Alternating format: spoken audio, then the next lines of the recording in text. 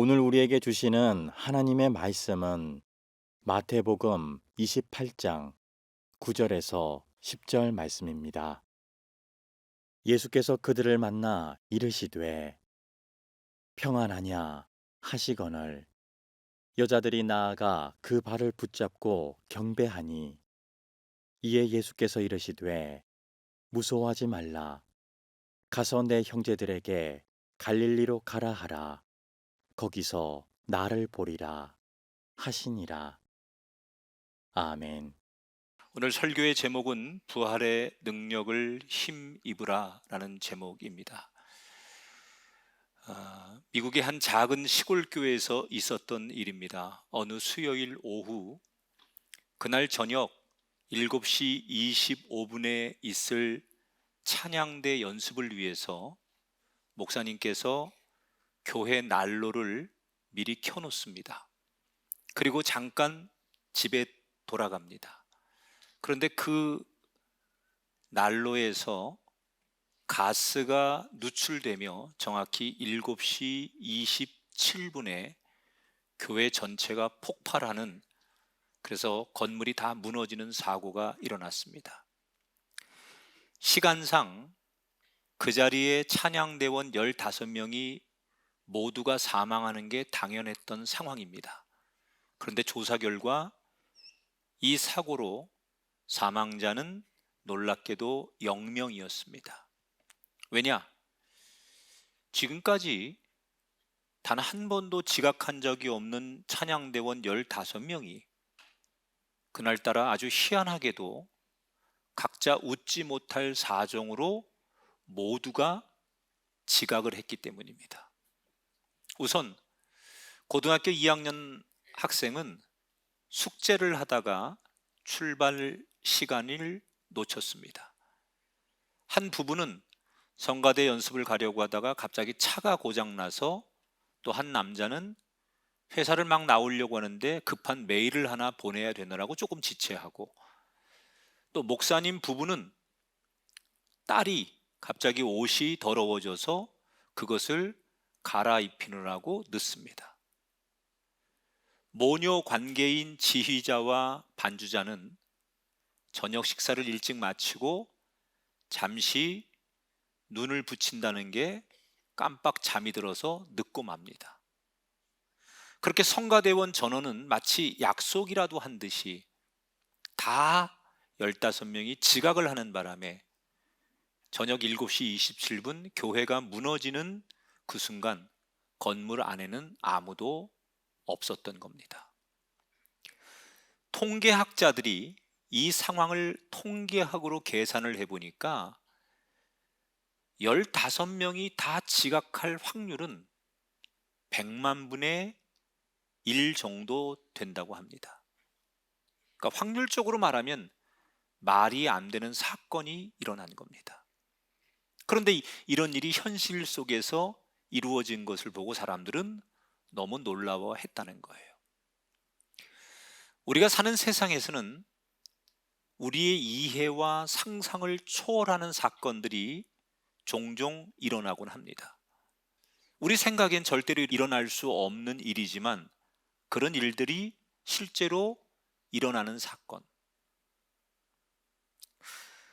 저는 그런 점에서 오늘 우리 모두가 예수님의 부활도 마음을 열고 보면 좋겠다라는 생각을 합니다. 죽은 사람이 살아난다? 이게 논리적으로 말이 안 되고 상식적으로 믿기 힘들지요. 그러나 세상에 꼭 내가 생각하는 논리가 맞는 건 아닙니다. 부활은 우리의 주장이 아니에요. 성경이 그렇게 분명하게 말합니다. 예수님의 부활은 실제로 역사적으로 있었다고. 그리고 이것을 많은 사람들이 알고 있는 것을 넘어서 믿는 게 중요하다. 왜 많은 사람들이 예수님의 부활을 아는 걸 넘어서 내가 믿습니다라고 해야 되느냐? 바울이 고린도전서 6장 14절에 하나님의 마음을 이렇게 전했습니다. 하나님이 주를 다시 살리셨고 또한 그의 권능으로 우리를 다시 살리시리라. 예수님을 살리신 그 부활의 능력으로 지금 우리의 인생도 다시 살아나기를 하나님은 바라신다는 거예요.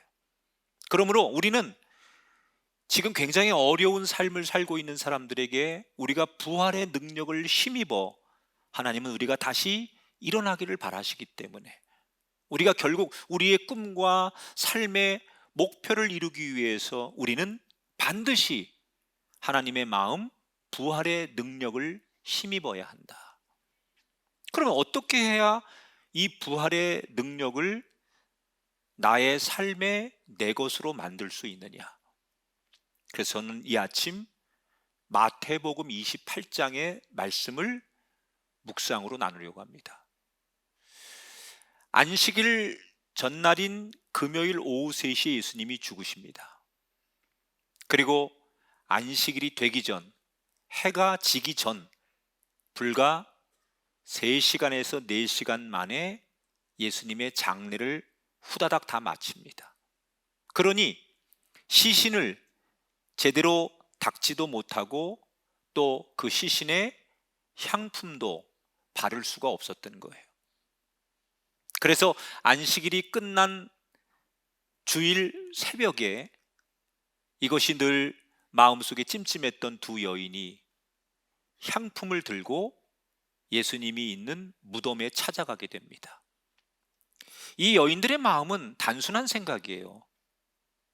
우리가 사랑했고 존경했던 예수님의 그 시신을 마지막 인간적으로 예우하지 못한 것을 아쉽게 생각하며 마지막이라도 그 예수님의 시신에 아름다운 향이 나는 향료를 발라드리자, 그런 순수한 마음으로 찾아가는 거예요. 다만 그들이 바라는 게 있다면 지금 무덤을 지키고 있는 로마 군인들이 자신들의 말에 잘 협조해 줬으면 좋겠다, 이런 바람을 가지고 무덤을 찾아갑니다. 그런데 여인들이 무덤에 도착했을 때 전혀 예상하지 못한 광경이 펼쳐집니다. 그 무덤을 막고 있던 큰 육중한 돌 무덤이 옆으로 열려 있고 그 돌 위에 눈이 부시도록 빛나는 천사가 앉아 있습니다. 그리고는 그 광경 앞에 두려움과 넋을 놓고 공포에 질려 얼어붙어 있는 로마 군인들의 모습이 보이는 거예요. 여인들도 그 상황을 보자 당혹해하고 두려워하는데 이때 바로 천사들이 여인들에게 말을 합니다. 너희들 십자가에 죽으신 예수님 찾아왔지?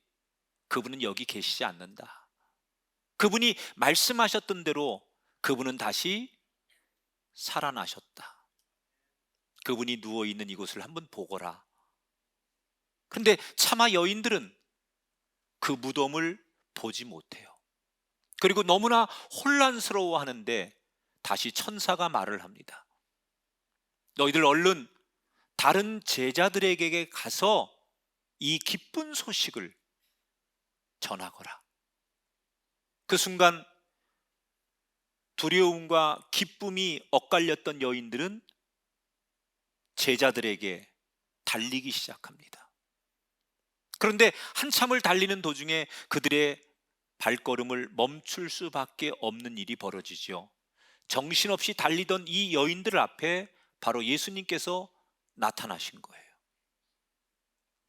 이건 꿈이나 환상이나 유령이 아니었습니다. 정말로 자기들이 알고 있는 그 예수님이 살아서 자기들 앞에 나타나신 거예요. 그 순간 기쁨과 서러움이 복받쳤던 이 여인들은 오열하기 시작하고 예수님의 발을 붙들고 예수님 앞에 경배를 합니다. 오열하고 있는 그 여인들을 바라보시는 예수님이 드디어 입을 열어 말을 하십니다. 자, 여러분이 예수님이라면 이 여인들에게 첫 번째 어떤 말을 하실 것 같습니까? 우리 상식에는 나 때문에 고생 많았다, 이렇게 나를 잊지 않고 끝까지 있어야 될 자리에 있는 너희들에게 고맙다, 미안하다, 또는 놀라지 말아라. 뭐 그런 말을 당연히 할 수 있을 거라고 예상이 됩니다. 그런데 예수님 말씀은 달랐어요. 오늘 10절에 보니까 예수님께서 이렇게 말씀하십니다. 예수께서 이르시되 무서워하지 말라. 가서 내 형제들에게 갈릴리로 가라 하라. 거기서 나를 보리라 하시니라. 자, 여기서 주목할 표현이 두 가지가 있습니다. 첫째는 내 형제들이라고 예수님이 표현하셨어요. 누구를 가리키는 말입니까? 제자들 가리키는 말이에요. 이 제자들, 지난 3년 동안 예수님께서 한 사람 한 사람 부르시고 눈을 맞추고 또 그들을 제자 삼아 품으시면서 가르치고 동고동락했던 예수님의 꿈이자 귀한 존재들이에요. 그런데 마지막 순간에 이 제자들이 어떻게 합니까? 예수님이 십자가에 달리기 위해 붙잡히는 순간 그들은 예수님을 버리고 부인하고 도망쳤던 배신자들이에요. 아무리 지난 3년 과정이 좋았어도 그 마지막 순간에 예수님을 버리고 부인한 배신자들이라고요. 그런데 예수님께서 그 배신자들을 가리켜 지금 뭐라고 부르세요? 내 형제라고 부르세요. 이 말의 의미는 너희가 나를 버렸어도 나는 너희를 버리지 않는다라는 뜻이에요. 여러분, 오늘 우리가 이 부활절 아침 예배를 드리면서 가만히 돌아보면 우리는 지난 세월 얼마나 주님을 많이 배신했습니까? 내 욕망과 욕심과 나의 이익과 또 내 아집으로 하나님의 길과는 다른, 하나님께 은혜를 받은 사람답지 않게 살아가는 우리의 삶에 우린 어떤 제자들보다 예수님을 더 많이 배신한 사람들이고 또 그럴 때가 많았던 사람들이에요. 그런데 오늘 이 제자들에게 그렇게 부르신 예수님께서 그런 저와 여러분을 내 형제라고 불러주시는 줄 믿습니다. 또 하나 중요한 표현이 등장합니다. 갈릴리로 가라는 거예요. 갈릴리는 어떤 곳입니까? 예수님과 제자들이 처음 만나서 관계를 시작했던 그 자리입니다. 자, 그러면 이게 무슨 뜻일까? 내가 지난 일들은 묻지 않을 테니 우리 다시 시작해 보자. 지금 제자들은 어쩔 수 없이 예수님을 배신해 놓고 그 죄책감과 그 양심의 가책과 죄송함에 너무 시달리고 있거든요. 그래서 어떤 제자들은 머리를 쥐어짜고 나는 끝났어, 나는 실패자야, 이렇게 괴로워하고 있어요. 그런데 그렇게 인생을 무너져가는 제자들에게 예수님께서 먼저 손을 내미시면서 메시지를 주시는 거예요. 괜찮다. 지나간 일, 과거의 일, 그거 상관없다. 그냥 지금 너희의 그 모습 그대로 나에게 오거라. 그리고 우리 지금부터 다시 시작해 보자. 자, 이 예수님의 이 넓은 부르심에 제자들은 어떻게 반응합니까? 성경을 보면 예수님의 부르심에 응답한 제자들의 이야기만 기록을 해놨죠, 성경은. 그러나 어떤 제자들은 그 예수님의 부르심을 결국 믿지 못하고 끝까지 숨어버린 제자들이 있어요. 그리고 그 선택에 따라서 그들의 운명은 완전히 달라집니다. 결국 실패감에 예수님 말씀을 믿지 못하고 숨어버린 사람은 그렇게 평생을 숨어 살고 죄책감에 살고 떳떳하지 못하게 살아갑니다. 그러나 죄책감과 후회와 자괴감, 실패감에도 불구하고 그 예수님의 부르심 앞에 힘들지만 갈릴리로 달려가서 예수님을 다시 만난 제자들은 어떻게 됩니까? 부활의 능력을 힘입고 나서 완전히 새로운 인생이 됩니다. 여러분, 완전히 후반전 인생이 새로워지는 그 인생을 산 제자들이 그렇게 되는 스타트점, 시작점은 어디입니까? 내가 이전에 뭘 했든지 간에, 나에게 어떤 일이 있었든지 간에 일단 갈릴리로 가서 예수님께 나오는 걸음으로부터, 다른 거 아니에요. 예수 앞에 나오는 것으로부터 그들의 인생의 달라짐은 시작되는 거예요. 2000년 전에 예수님께서 내게로 오라고 다시 부르시는 갈릴리의 제자들에게 주신 이 메시지는 오늘 이 자리에 있는 저와 여러분에게 주시는 또 다른 초청의 메시지라고 생각해요.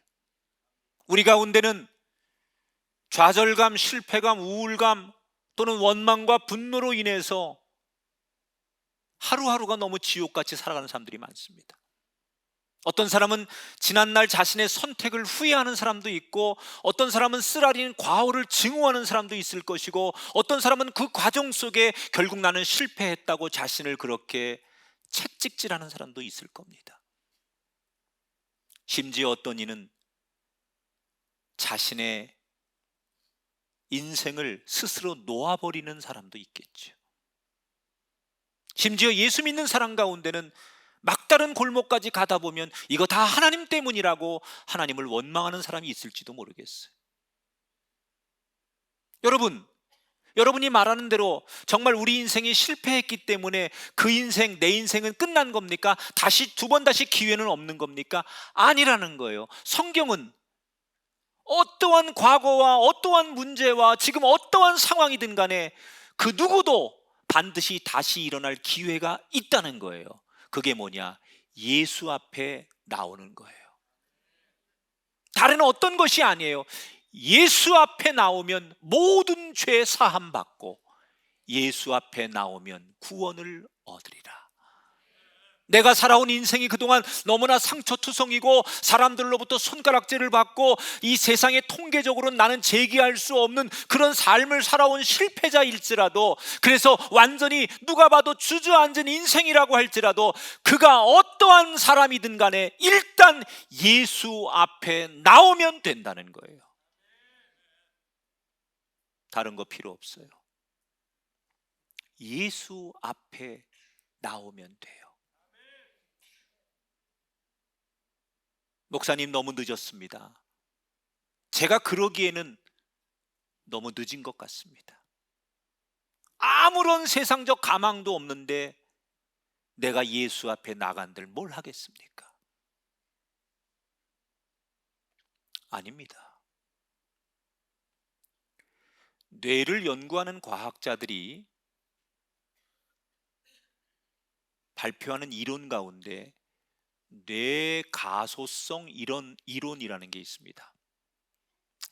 이 말은 사람의 행동에 따라서 뇌의 구조와 기능이 바뀐다라는 이론이에요. 패트릭이라고 하는 미국의 군인이 있었습니다. 이라크에 파병을 해서 복무를 했는데 어느 날 머리 왼쪽에 아주 심각한 총상을 입습니다. 그래서 장애를 갖게 돼요. 좌뇌가 망가지면서 오른쪽 신체 능력, 오른쪽 언어 능력, 그 다음에 오른쪽의 시력을 다 잃어버리게 됩니다. 그래서 의사들은 솔직하게 이 패트릭에게 일상생활은 불가능하고 이미 당신의 인생은 끝난 거다. 의학적으로는 할 게 없다. 이 소식을 들은 패트릭은 너무너무 절망해요. 하지만 지금보다 더 악화되면 안 된다는 말 한마디에 패트릭은 재활치료를 시작합니다. 하루에 5시간씩 매일같이 오른쪽 재활치료를 받는데 그렇게 2년이 지난 다음에 그에게 기적이 일어납니다. 오른쪽의 신체 능력, 언어 능력, 시력이 정상에 가깝게 돌아온 거예요.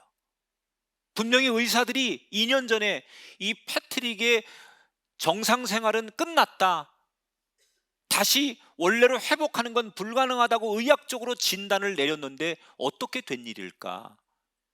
놀란 의사들이 패트릭의 뇌를 조사한 결과 좌뇌는 다 망가졌는데 우뇌에서 그 좌뇌의 기능까지 감당을 하기 시작하더라는 거예요.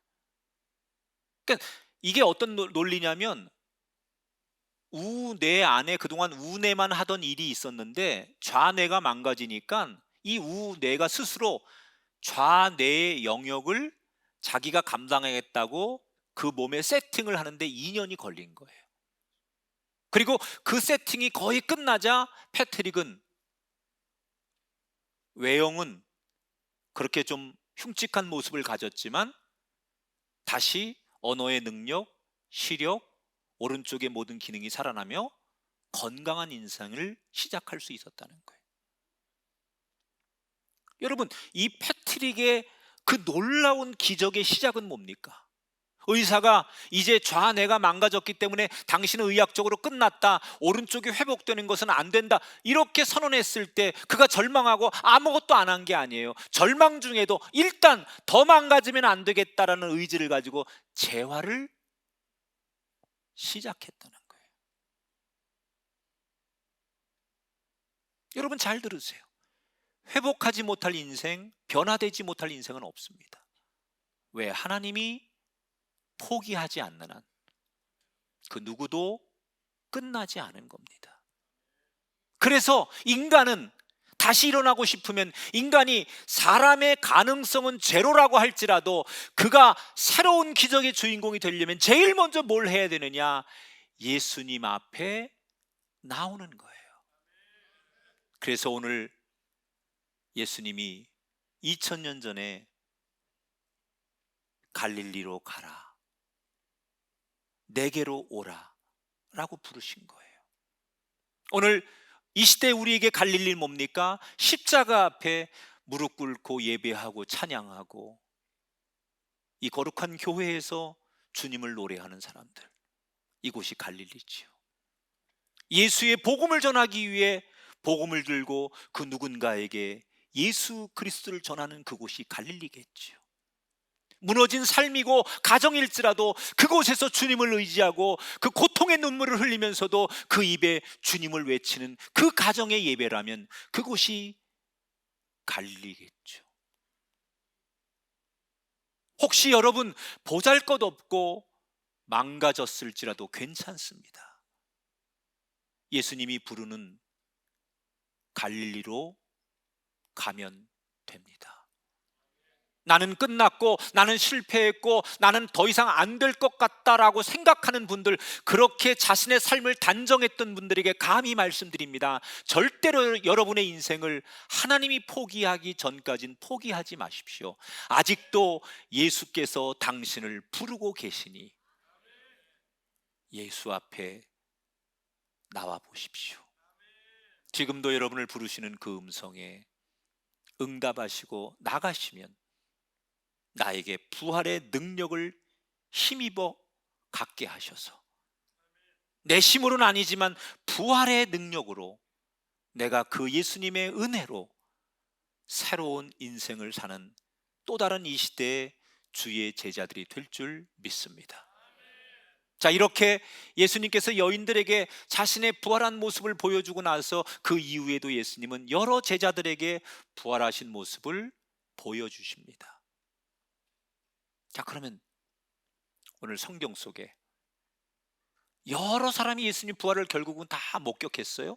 근데 제일 최초로 예수님의 부활을 목격한 사람들은 누굴까요? 바로 로마의 군인들입니다. 그 무덤을 지켰던 로마의 군인들이죠. 누구보다도 전 과정을 처음부터 마지막까지 다 보고 확실하게 모든 걸 다 아는 사람들이 로마의 군인들이에요. 그러면 이 병사들은 자기들이 보고 아는 것을, 진실을 제대로 전했을까? 오늘 성경에 여인들이 제자들에게 이 기쁜 부활의 소식을 전하러 가는 동안 이 로마의 군인들은 극도의 공포와 완전히 멘붕을 가지고 정신을 잃다시피 그렇게 막 어찌할 바를 몰라 합니다. 그러다가 시간이 좀 지나면서 가까스로 정신을 차리고 지금 상황은 무덤이 비어있고 시체가 없어졌습니다. 그때부터 군인들은 두려운 거예요. 왜? 만약 이 상황이 상관인 빌라도 총독에게 보고가 되면 자기들은 엄중한 대가를 치러야 되는데, 아마도 로마법에 따르면 최악은 제수를 대신해서 사형까지도 각오를 해야 되거든요. 그래서 이 군인들은 그 두려운 마음을 가지고 어디를 가느냐? 예수님을 죽게 만든 대제사장들에게 가요. 그리고 사실대로 얘기하는 거예요. 사실은 그 죽은 줄 알았던 예수가 다시 부활했는데 천사도 나오고 우리는 어떻게 하면 좋겠냐?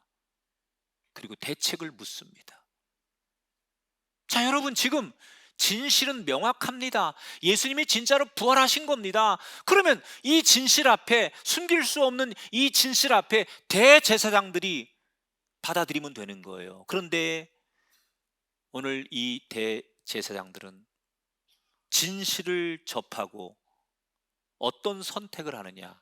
12절 13절에 그들이 의논하고 군인들에게 돈을 많이 주며 이르되 너희는 말하기를 그의 제자들이 밤에 와서 우리가 잘 때 그를 도둑질하여 갔다고 하라. 놀란 제사장들이 당황해하며 잠시 자기들끼리 회의를 하더니 군인들에게 뇌물을 주면서 이렇게 요청합니다. 이렇게 얘기해라, 이렇게 증언해라. 우리가 깜빡 졸고 있는데 예수의 제자들이 와가지고 우리들을 때리고 그리고 우리를 포박하고 예수의 시신을 훔쳐갔다고 그렇게 증언해라. 만약에 이 일이 총독에게 들리더라도 우리가 힘을 써서 너희들에게 아무 일도 일어나지 않게 해줄 테니 걱정하지 말고 우리가 시키는 대로 해라. 여러분, 이 대제사장들은 왜 진실을 감추는 이 선택을 했을까요?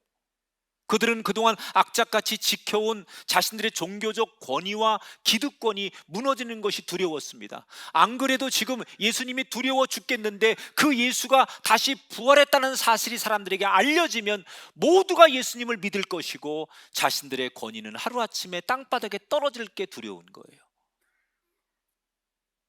그래서 돈으로 회유하고 로마 군인들에게 입을 맞춥니다. 자, 그렇다면 이 제안을 들은 군인들은 어떻게 했을까? 15절을 볼까요? 군인들이 돈을 받고 가르친 대로 하였으니 이 말이 오늘날까지 유대인 가운데 두루 퍼지니라. 군인들은 거짓 소문을 퍼뜨리면서 많은 유대인들은 그럴싸한 그 말을 믿게 되었다는 거예요. 그래서 일단 대제사장들이 이 급박한 상황을 한숨 돌리는 것으로 오늘 우리가 읽은 본문 말씀은 끝이 납니다. 자, 그러면 과연 그 이후에는 어떻게 되었을까? 그 이후의 결과는 그냥 역사가 보여주는 거예요. 주후 63년 드디어 제사장들이 그렇게 자랑하던 성전이 세부 공사까지 다 완공이 됩니다. 그런데 불과 7년 뒤인 주후 70년에 대제사장들의 그 상징이고 자랑이었던 그 성전이 로마에 의해서 완전히 무너집니다. 이 성전이 무너지면서 절대로 무너지지 않을 것 같았던 대제사장의 세력도 역사적으로 끝이 납니다. 그리고 그 대제사장들이 그렇게 숨기고 막으려고 했던 예수님의 부활은 어떻게 됩니까? 성경을 보면 그 예수님의 부활을 그렇게 막으려고 하고 방해하고 가로막고 그 이야기가 전해지지 않게 하려고 노력을 했지만 그래서 기독교인들을 박해하는 거 아닙니까? 그때부터. 그런데 그 부활을 전하지 못하게 하기 위해서 박해를 하면 할수록 예수님의 복음은 더 강력한 태풍처럼 전해지기 시작했어요. 이 복음을 전하지 못하게 예수 믿는 사람들을 감옥에 가두고 채찍질하고 고문하고 그들을 잔인하게 죽이면 죽일수록 예수님의 죽음과 부활의 소식이 더 멀리 널리 퍼져갔어요. 왜? 예수 믿는 사람들에게 부활의 능력이 함께 하니까 죽을 것 같은 상황에서도 두려움 없이 다시 힘을 얻어 일어나 복음을 전했다는 거예요. 그 결과 예수님의 이 부활의 복음은 로마 제국 전체로, 그래서 남미, 북미, 아시아로, 그리고 지금 대한민국의 140년 전 아펜젤러 선교사가 가져온 복음으로 이 나라가 전 세계에 지금 선교사를 두 번째 많이 파송하는 나라가 되어서 여전히 2000년 전에 예수님의 부활의 이야기가 전 세계로 전해지고 있습니다.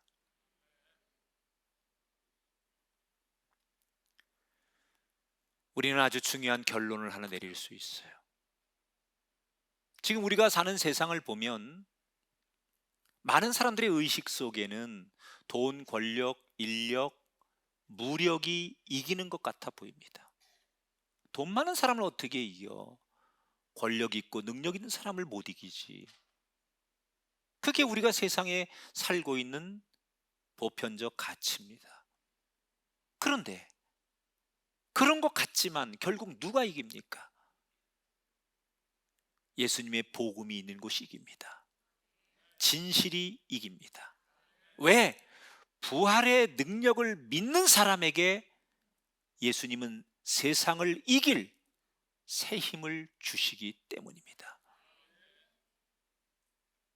우리 교회에 한 집사님이 있었습니다.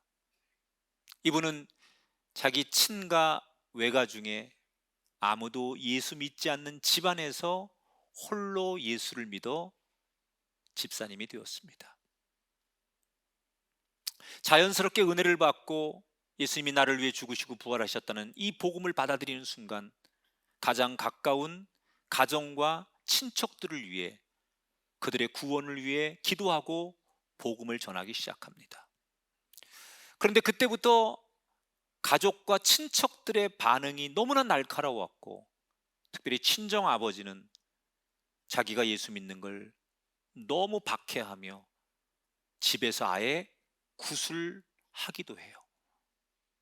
그래서 이 집사님이 복음이 이긴다고 해서 복음을 전하면 전할수록 자기는 가정 안에서 친척들에게 너무 핍박을 받으니까 어느 날 새벽에 교회 나와서 울면서 하나님 앞에 한탄을 하는 거예요. 하나님, 복음의 능력을 주셔서 내가 복음을 전하면 열매가 있어야 되는데 나는 우리 집안에서 혼자 예수 믿다 보니 완전히 왕따입니다. 내가 아무리 복음을 전해도 조롱과 손가락질밖에 돌아오는 게 없습니다. 하나님, 너무 서럽습니다. 나 전도 못할 것 같습니다. 그리고 하나님 앞에 새벽에 그렇게 울며 기도하는데 하나님이 마음속에 이런 감동을 주시더래요. 그래도 전도해라. 상식 이하의 너의 친척들을 그래도 사랑해라. 왜냐? 때가 되면 네가 반드시 이길 것이다.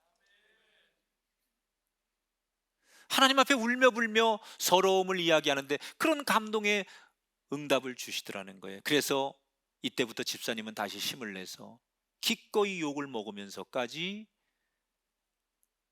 자기 일가 친척을 섬기는 거예요. 모든 경조사를 다 다니고 바보처럼 헌신하는 거예요.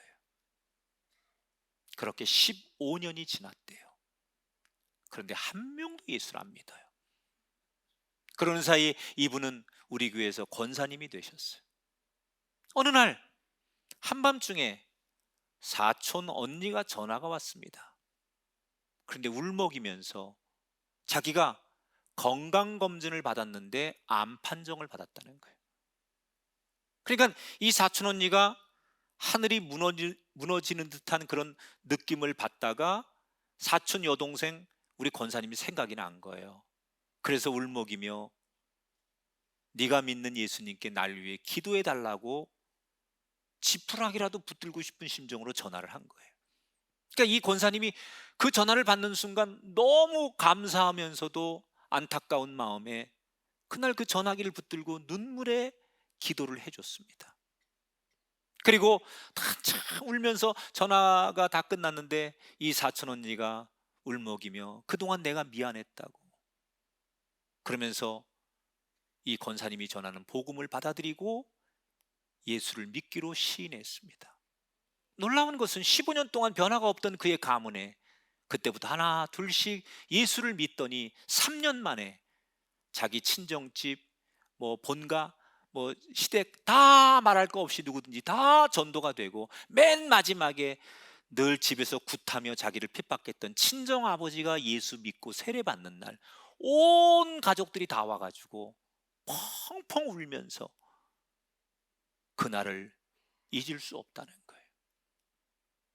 여러분, 이 권사님이 예수 믿고 갔더니 저항이 심했고 박해가 심했고 조롱을 받았습니다. 그러나 끝까지 예수 믿고 갔더니 이 세상에 굴하지 않는 힘을 예수님께서 그에게 주셨고 그래서 견디게 하시더니 그 부활의 능력으로 하루하루를 버티게 하시더니 결국 마지막에는 진리가 승리하도록 만드셨어요. 여러분, 이 권사님에게만 이 부활의 은혜가 있는 게 아닙니다. 이전에도 그랬고 앞으로도 그럴 것입니다. 이제 여러분의 차례입니다. 우리는 두 가지 갈림길에 있습니다. 당장의 이익을 선택할 것인가? 아니면 영원한 진실을 선택할 것인가? 결국은 이기는 싸움을 해야 돼요. 부활하신 예수님을 믿는 자가 결국 영원히 승리하는 줄 믿습니다. 우리가 살아가는 세상이 얼마나 험합니까? 그래서 많은 사람들이 똑같지요. 이 험한 세상을 살아가기 위해, 이 험한 세상에서 버티기 위해 우리는 지금보다 더 많은 힘을 얻기를 원하는 거예요. 그래서 우리 모두 발버둥 치고 있잖아요. 지금 어떻게 하면 이 험한 세상에서 살아남아야 하고 살아야 하고 지켜야 되기 때문에 저와 여러분이 지금 발버둥 치고 있는 거 아닙니까? 그런데 성경의 역사는 우리에게 많은 걸 가르쳐줘요. 세상의 힘은 영원하지 않습니다. 결국 부활의 능력을 소유할 때 그 사람이, 그 역사가 세상을 이길 수 있습니다. 우리 모두는 이 부활절을 기념하는 사람이 아니고 부활의 능력을 힘입는 사람이 돼야 돼. 그 부활의 갑옷을 입고 살아가는 사람이 돼야 돼. 그 첫 번째는 뭐예요? 예수 앞에 나가는 거예요. 내가 떳떳하고 잘하고 확신이 있고 그런 거 아니고 예수 앞에 나가는 거예요. 환자가 의사 앞에 나가는 거예요. 그냥 자식이 잘못하면 부모 앞에, 선생님 앞에 잘못한 그대로 나가는 거예요. 그 예수 앞에 나가는 그 시작이 부활의 능력을 힘입고 사는 첫걸음이 된다는 거예요. 당장의 이익이 아닌 영원한 승리의 길을 선택하셔야 돼요. 여러분, 내가 인정하든 안 하든 부활은 진실입니다. 내가 믿든 안 믿든 부활은 진실입니다. 내가 무슨 받아들이고 안 받아들이고 그건 여러분의 생각이고 그래도 부활은 진실입니다. 우리가 겨울철에 보면 모든 것이 죽은 것처럼 보이잖아요. 그러나 봄이 되면 차가운 땅 아래서 이미 하나님이 그 긴 겨울 동안 하나님이 만드신 생명이 일하고 있었기 때문에 봄이 되면 새로운 생명이 피잖아요. 우리 눈으로 볼 때는 그 사람과 그 가정과 내 인생이 아무것도 없는 것 같아도, 그 어둡고 다 끝난 것 같은 그 인생에도 부활의 능력이 일하고 있는 인생과 가정은 일하고 있다니까요. 부활이 죽음을 이기고 승리하도록 일하고 있다니까요.